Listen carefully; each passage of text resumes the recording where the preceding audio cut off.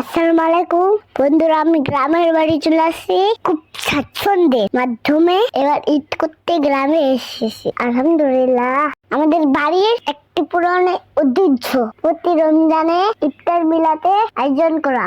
তার ধারাবাহিকতায় এবছর আয়োজন করছে আত্মীয় স্বজন গ্রামবাসী রোজাদারকে ইফতার করানোর ছোট পরিসরে দোয়া ও ইফতারের। ঈদের আগে এটা আমার জন্য অনেক স্পেশাল প্রোগ্রাম, কারণ এই প্রোগ্রামে আমার সব কাছের মানুষগুলো আমাদের বাসায় আসে আর আমি তাদের সাথে অনেক মজা করার সুযোগ পাই। তাদের সাথে মজার কিছু মুহূর্ত দেখেন।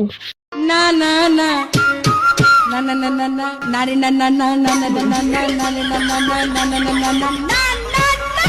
এই চায়া থাকস কেন কি কবি ক এই চায়া থাকস কেন কি